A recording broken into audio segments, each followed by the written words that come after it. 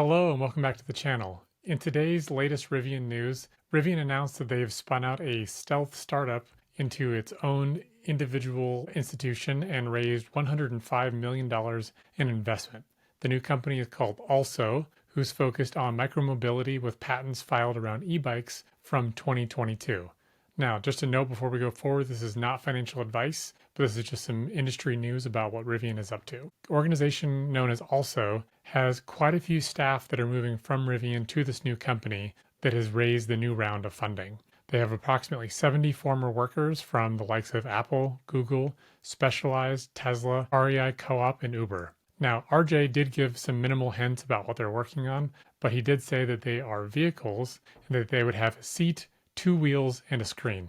The products from this new company are expected to ship in 2026, and the focus appears to be on supply chain optimization to compete on price and vertically integrating the entire powertrain of these micromobility vehicles, the way that they've done for Rivian vehicles so far, where they started with something like Bosch and then ultimately went to their own in-house designs for motors, firmware, and software. This investment that was announced today is a total of $105 million from Eclipse Ventures, who I had never heard of before, but apparently is interested in these kinds of products and services. And Rivian is stated as being a significant minority stakeholder. There are plans to share the retail space and Rivian showrooms to sell the Also products when they eventually launch sometime next year. Now, some key takeaways that I have, just as someone who follows Rivian and electric vehicles in this sort of space in general, I think the sort of upside from this announcement is that this gets roughly 70, likely highly paid engineers and designers off of the direct Rivian payroll. It lowers the R&D cost for Rivian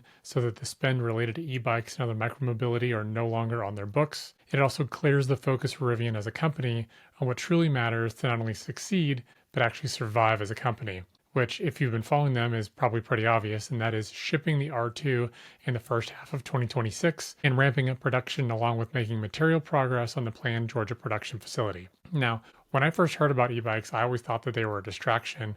When RJ stated it's something about wanting to build them, there's so many options on the market and inherently lower overall available margin since there's only so much you can charge for a bike, and so the margin can only be a portion of that. And spinning this off into its own organization and getting it funded is probably the best case scenario because it keeps the employees hired, and it also means that if it works out, Rivian retains the upside with a decent amount of equity without having to risk their own capital. And if it doesn't work out, the employees are off the Rivian books, and the quarterly profitability, which they desperately need to do in order to keep shareholders happy and keep progress and excitement and momentum going forward, it makes it a lot easier to hit that quarterly profit target to sustain over time with lower R&D costs, lower staffing, and just less things that the company as a single organization are focused on. So that's your quick recap in today's Rivian news. If you like news like this about Rivian, about EVs, about the overall landscape of sustainable transportation, make sure you give this video a like and subscribe if you want to hear more.